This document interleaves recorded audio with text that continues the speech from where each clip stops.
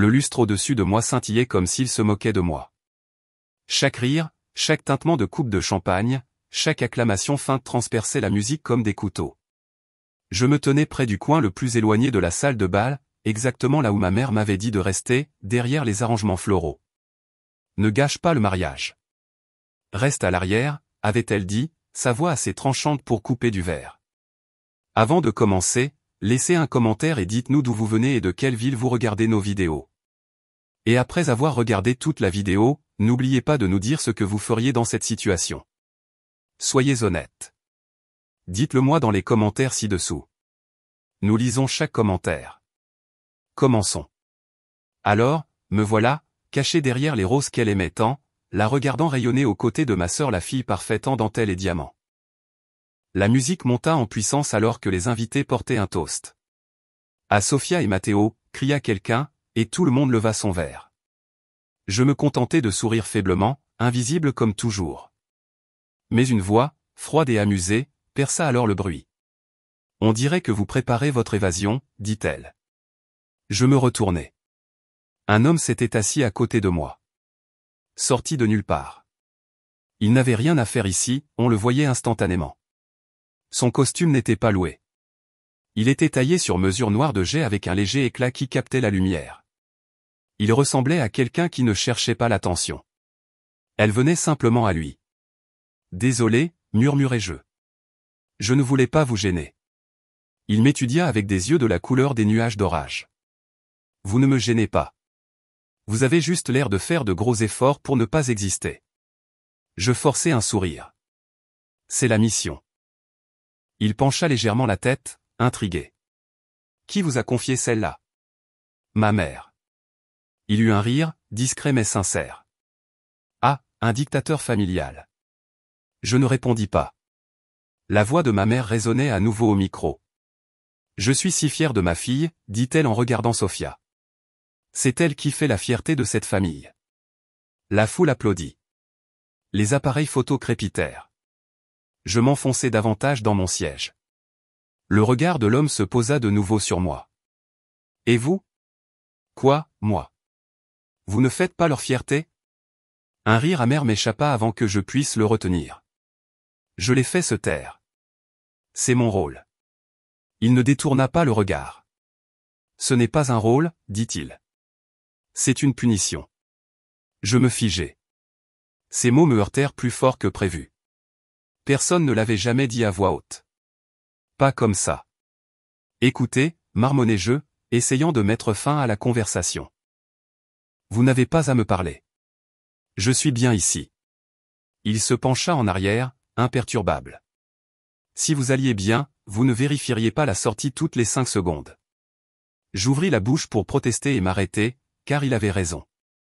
Avant que je puisse répondre, la voix de ma sœur résonna dans la salle. Oh, la voilà.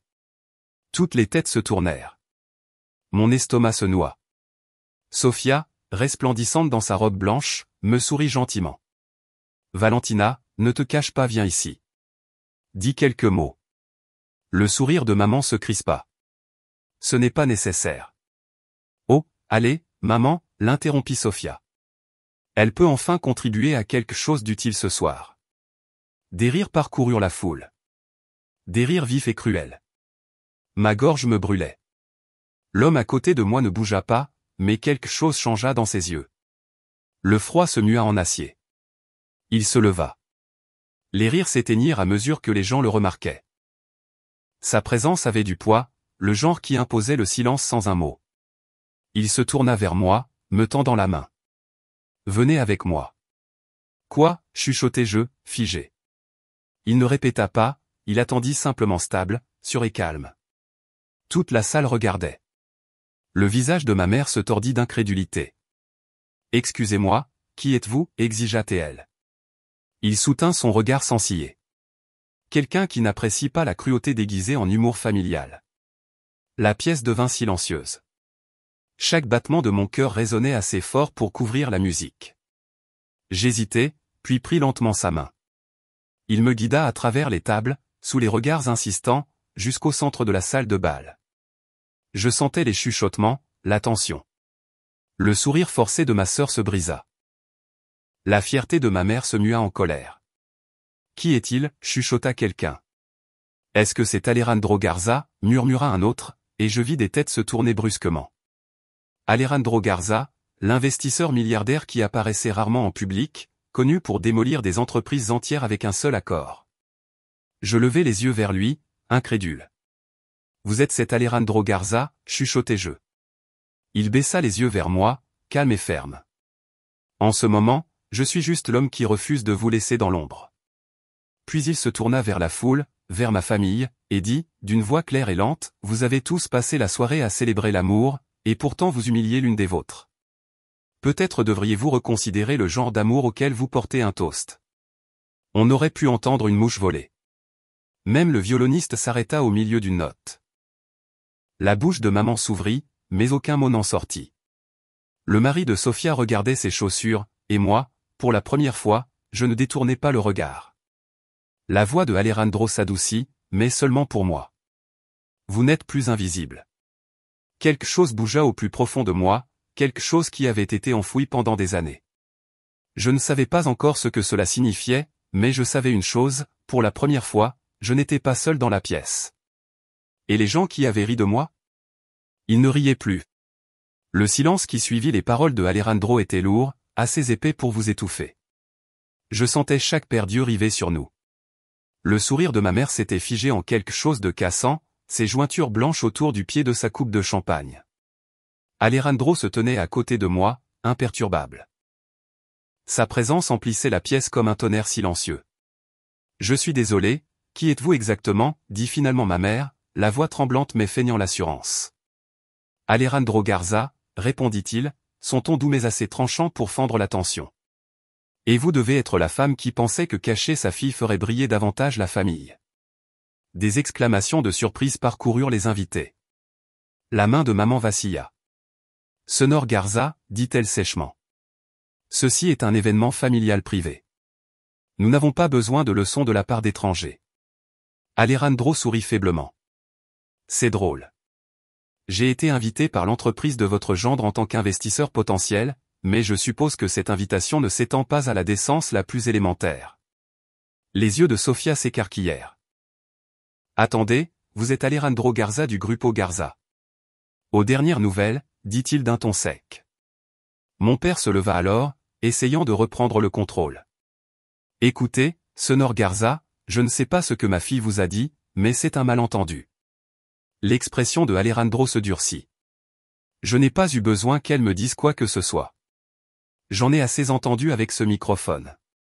Il regarda ma mère droit dans les yeux. Vous avez élevé une fille uniquement pour l'humilier publiquement.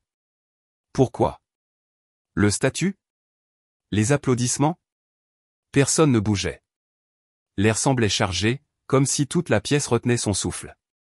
J'avalais difficilement ma salive. Alejandro, ce n'est pas grave. Non, coupa-t-il en se tournant vers moi, sa voix basse et ferme. Ce n'est pas grave. On vous a dit de rester petite bien assez longtemps. Quelque chose en moi se brisa de nouveau, mais cette fois, ce n'était pas de la douleur. C'était une libération. Je croisai le regard furieux de ma mère avec un calme que je ne me connaissais pas, tu voulais que je reste silencieuse, dis-je doucement. Je suppose que ça n'a pas marché. Des murmures s'élevèrent dans la foule. Le visage de mon père devint rouge. Sofia tira sur sa manche, chuchotant frénétiquement. Mais Alejandro n'avait pas terminé. Il se tourna vers les invités et dit, puisque nous célébrons, rendons cela mémorable. Puis, avec une aisance sans effort, il se dirigea vers le microphone sur la scène. L'orchestre se tut. Tout le monde regardait. Ce soir, commença Alejandro, sa voix se propageant comme un courant, j'étais censé finaliser un accord commercial, mais j'ai été témoin de quelque chose de plus révélateur que n'importe quel bilan comptable. Il fit une pause, regardant vers la table de ma famille. J'ai vu une femme traitée comme si elle n'existait pas par son propre sang, et cela en dit plus sur le caractère que n'importe quel toast de mariage ne le pourrait jamais. Les chuchotements éclatèrent, vifs et rapides. Le visage de ma mère perdit toute couleur. Ma sœur essaya d'en rire, mais son fiancé semblait mortifié. Alejandro continua, pour ceux qui ne me connaissent pas, j'investis dans les gens. Des gens qui se battent, tombent et se relèvent. Des gens comme elle. Il fit un signe de tête dans ma direction. Son nom est Valentina Moral. Souvenez-vous-en, car un jour prochain, vous le verrez associé à quelque chose de remarquable. Les applaudissements commencèrent timidement, quelque part vers le fond, mais ils prirent de l'ampleur. De vrais applaudissements, bruyants. Je restai figé, le cœur battant dans ma gorge. Chaque son se brouillait, les applaudissements, les chuchotements, le choc. Alejandro me tendit le micro. À votre tour, dit-il calmement. Mes doigts tremblaient, mais quand je parlais, ma voix était stable. Pendant des années, j'ai cru que le silence était une forme de survie. Je pensais que si je restais silencieuse, il cesserait de me voir comme une déception. Je regardais ma mère droit dans les yeux. Mais le silence n'est pas la paix. C'est une prison. La foule devint complètement silencieuse. Maman commença à parler, mais je levai une main. Tu m'as dit que je ne te rendrais jamais fier. Tu as dit que je gâcherais chaque pièce où j'entrerais, alors je suis resté en dehors. Jusqu'à maintenant. Le regard de Alejandro ne vacilla pas. Il se tenait derrière moi comme une ancre. J'ai fini de me cacher derrière ta fierté, dis-je, ma voix tremblante mais féroce, car peut-être que la seule chose que j'ai jamais eu besoin d'arrêter de gâcher, c'était moi-même. La pièce éclata de nouveau en chuchotements, certains applaudissaient, d'autres étaient stupéfaits. Mon père s'assit lourdement, la mâchoire serrée. Sofia avait l'air furieuse, humiliée. Et ma mère? Elle ne bougea pas. Pas une seule fois. Alejandro reprit doucement le micro de ma main, son ton passant à une calme résolution. Señorita Moral, dit-il, vous venez de remporter la seule bataille qui ait jamais compté. Il posa le microphone, fit un signe de tête à la foule et me guida loin de la scène. L'orchestre hésita, puis se remit à jouer, maladroitement, doucement. Les gens se mirent à parler, feignant que rien ne s'était passé, mais l'atmosphère avait complètement changé. Dehors, devant les portes de la salle de bal, je respirais enfin. L'air nocturne de la Ciudad de Mexico était vif contre ma peau, purifiant. Alejandro me regarda un long moment. Ça va? Je ne sais pas, admis-je. Je n'ai jamais fait ça avant.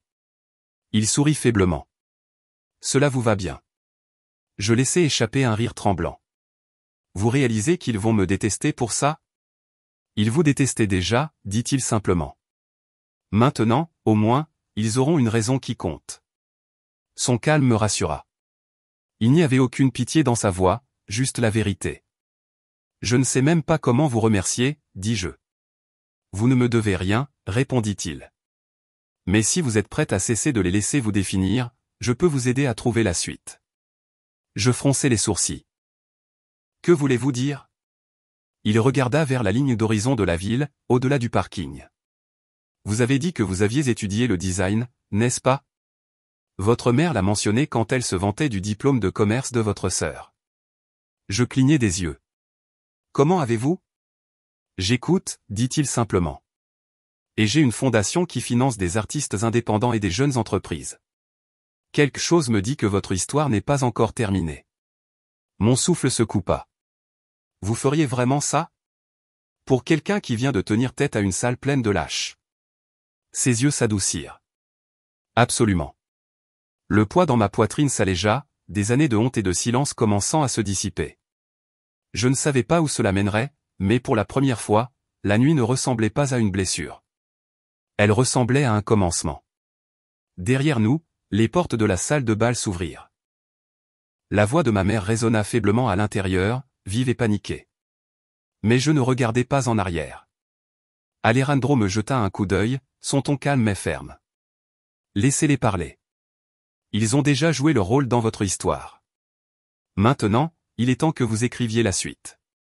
Je souris faiblement. Alors je suppose qu'il est temps qu'ils apprennent enfin qui je suis. Et pour la première fois de ma vie, je le pensais. Le lendemain matin, le monde ne semblait plus le même. La lumière du soleil filtrait à travers mes stores, douce mais vive, comme un nouveau départ tranchant une vieille blessure. Mon téléphone n'arrêtait pas de vibrer. Textos, appels manqués et notifications s'empilant les uns après les autres. Maman, tu as humilié cette famille. Sofia, tu as gâché ma nuit de noces. Numéro inconnu, ce discours était incroyable. Respect. Le dernier message me fit marquer une pause. Il ne venait pas de Alejandro. Il venait d'une certaine Raquel Lopez, assistante chez Grupo Garza. Le Sonor Garza aimerait vous rencontrer à 10 heures du matin aujourd'hui si vous êtes disponible. Mon cœur rata un battement. Était-il sérieux à propos de m'aider? Je pris une douche, m'habillai, et pour la première fois depuis des années, je me regardais sans ciller. Pas de vêtements chics, pas de maquillage coûteux. Juste moi. Vrai. Quand j'arrivai chez Grupo Garza, les tours de verre reflétaient le ciel matinal comme de l'acier poli. À l'intérieur, le hall d'entrée n'était que marbre, lignes épurées et confiance. Je me sentis comme une poussière dans une tempête. Mais alors les portes de l'ascenseur s'ouvrirent, et il était là, Alejandro Garza, l'homme qui avait tout changé. Pile à l'heure, dit-il en souriant. C'est déjà mieux que la moitié des membres de mon conseil d'administration. Je réussis à avoir un rire nerveux. Je ne suis toujours pas sûr de savoir pourquoi je suis ici. Il marcha à mes côtés dans un couloir bordé d'art abstrait. Parce qu'hier soir n'était pas une coïncidence. Je n'y crois pas. Je crois au moment qui révèle qui sont vraiment les gens. Et vous, Valentina, vous n'avez pas seulement tenu tête à votre famille. Vous vous êtes tenu tête à vous-même. Ma poitrine se serra. Vous ne me connaissez même pas, je reconnais le courage quand je le vois. Il s'arrêta devant un bureau aux parois de verre surplombant la ville. Et je reconnais le talent quand je le lis. Il me tendit une tablette élégante. À l'écran se trouvait mon ancien portfolio en ligne des croquis de design que j'avais publiés il y a des années, ceux que je pensais que personne n'avait jamais remarqué. J'ai vu ça hier soir, dit Alejandro. Brut, honnête. Vous avez du potentiel. Je veux que vous conceviez pour le Proyecto Polanco, notre nouvelle ligne de rénovation de luxe. Je clignai des yeux. Vous me proposez un travail? Il sourit. Un partenariat. Vous travaillerez sous la direction de mon directeur créatif jusqu'à ce que vous trouviez vos marques. Pendant une seconde, je ne pus plus respirer. Pourquoi moi? Il haussa légèrement les épaules. Parce que parfois, les meilleures personnes sont celles qu'on laisse derrière les arrangements floraux. Je ris, un vrai rire, pour la première fois depuis des mois. Puis son ton changea, plus sérieux. Mais Valentina, comprenez bien une chose. Ce n'est pas de la charité. Vous gagnerez tout ici. Vous leur prouverez qu'ils ont eu tort. Non pas par ce que vous direz, mais par ce que vous construirez. Je hochai la tête, les yeux me piquant. C'est tout ce que j'ai toujours voulu. Juste au moment où nous allions nous serrer la main, mon téléphone vibra de nouveau. C'était ma mère. Cette fois, le message disait « Il faut qu'on parle ». C'est urgent. Alejandro remarqua l'expression sur mon visage. Vous n'avez pas à répondre à ça, dit-il calmement. Je crois que si, murmurai-je. Elle ne dit jamais urgent à moins qu'il ne s'agisse de contrôle. Il hésita. Vous êtes sûr? Oui, dis-je. Si je ne l'affronte pas maintenant, elle possédera toujours cette peur. Plus tard dans l'après-midi, je retrouvai mes parents chez eux. La même maison où j'avais grandi. L'endroit qui ne m'avait jamais semblé être un foyer. Maman ouvrit la porte, les yeux rouges, la voix tremblante. Tu n'avais aucun droit de nous humilier, lança-t-elle. Nous, demandai-je doucement. Ou toi? Sa mâchoire se crispa. Papa se tenait derrière elle, silencieux comme toujours. Tu crois que cet homme se soucie de toi, siffla-t-elle. Il te laissera tomber dès qu'il en aura fini. Je soutins son regard, calme pour une fois. Peut-être. Mais même s'il le fait, je serai toujours debout. Parce que cette fois, c'est moi qui décide qui je suis. Elle me dévisagea, sans voix. Je reculai, le cœur stable. Au revoir, maman. Quand je sortis, la voiture de Alejandro était garée de l'autre côté de la rue. Il baissa la vitre, un léger sourire se dessinant sur ses lèvres. Vous avez bien géré ça. J'expirai. Je n'ai pas craqué cette fois. Il hocha la tête. C'est parce que vous avez enfin cessé d'être ce qu'il vous disait d'être. Alors que les lumières de la ville s'allumaient, je réalisai quelque chose. Il ne s'agissait pas seulement de vengeance ou de fierté. Il s'agissait de reprendre ma vie en main. Et peut-être, juste peut-être, que ce n'était que le commencement. 6 mois plus tard, j'entrai dans la même salle de bal où le mariage de ma sœur m'avait autrefois semblé être une prison. Seulement cette fois, je ne me cachais pas derrière les arrangements floraux.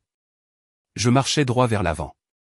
La bannière de l'événement indiquait « Gala de lancement Grupo Garza X Moral di Seno ». Mes créations. Mon nom. Les lustres brillaient de nouveau au-dessus de moi, mais maintenant la lumière semblait chaude, pas cruelle. La foule ne chuchotait plus sur mes échecs. Ils applaudissaient la femme qui avait transformé des espaces oubliés en art moderne. Mon entreprise, oui, mon entreprise était devenue le sujet de conversation de la ville. Et à mes côtés, comme toujours, se trouvait Alejandro Garza, calme, posé et fier de cette manière discrète qui lui était propre. « Vous l'avez fait » dit-il en me tendant une coupe de champagne. « Nous l'avons fait » corrigeai-je doucement. Il sourit. « Non, Valentina. C'est vous qui avez fait ça. Je me suis juste assuré que le monde regarde pendant que vous vous éleviez. » Avant que je puisse répondre, la foule s'écarta et ma mère apparut. Elle était vêtue avec élégance, mais son visage portait quelque chose de nouveau, de l'incertitude, pas l'arrogance qu'elle portait autrefois comme un parfum. « Valentina, commença-t-elle, la voix tendue. Tu as l'air différente. » Je hochai poliment la tête. C'est ce qui arrive quand on cesse d'avoir honte. Elle tressaillit. Je ne voulais pas te blesser ce soir-là. Je voulais juste que les choses soient parfaites. Parfaites pour qui? Demandai-je doucement. Pour toi, ou pour les gens que tu essayais d'impressionner? Ses lèvres tremblèrent. J'ai eu tort. Les mots me frappèrent plus fort que prévu. Pendant des années, je les avais suppliés, j'en avais rêvé. Mais les entendre maintenant semblaient vides, comme si elles couraient après quelque chose qui avait déjà disparu. Je ne te déteste pas, maman, dis-je. Mais j'ai fini d'avoir besoin de ton approbation. Des larmes emplirent ses yeux. Elle tendit la main, hésitante. Pouvons-nous recommencer? Je secouai doucement la tête. Tu es la bienvenue dans ma vie, mais pas aux commandes de celle-ci. Elle baissa la main. Pour la première fois, elle semblait petite. Pas puissante, pas fière. Juste humaine. Avant que le silence ne puisse s'éterniser, Alejandro s'approcha de moi. Sonora Moral, dit-il d'un ton neutre. Votre fille a bâti quelque chose d'extraordinaire. Vous devriez être fier, non pas pour l'image que cela vous donne, mais pour ce qu'elle est devenue malgré tout. Ma mère cligna des yeux, les mots coincés dans sa gorge. Alejandro n'attendit pas sa réponse. Il me guida de nouveau vers la scène. Le présentateur me tendit le microphone. Les applaudissements de la foule s'estompèrent alors que je les regardais, des visages remplis de curiosité, d'admiration, et même quelques-uns de mon passé qui s'étaient autrefois moqués de moi. Il y a 6 mois, commençai-je, j'étais la fille qui se tenait derrière les décorations, priant pour que personne ne me remarque. Je pensais que le silence était une force et que l'amour devait se mériter en se faisant toute petite. Mais quelqu'un m'a rappelé que ne pas être vu n'est pas la paix, c'est un abandon. Je regardai vers Alejandro. Il sourit juste assez pour que je le sente. Alors ce soir, continuai-je, c'est pour tous ceux à qui on a déjà dit qu'ils n'avaient pas leur place dans la pièce. Vous n'avez pas besoin de permission pour vous tenir dans la lumière. Vous devez juste arrêter de vous excuser de prendre de la place. Les applaudissements furent assourdissants, réels, vivants et tonitruants. Les appareils photo crépitèrent. Ma poitrine me faisait mal, mais ce n'était pas de la douleur. C'était de la fierté, une fierté brute, honnête, pour laquelle je m'étais battu. Alors que la musique montait de nouveau en puissance, Alejandro se pencha vers moi. Vous avez fait plus que vous défendre, dit-il. Vous avez transformé l'humiliation en pouvoir. Je ris doucement.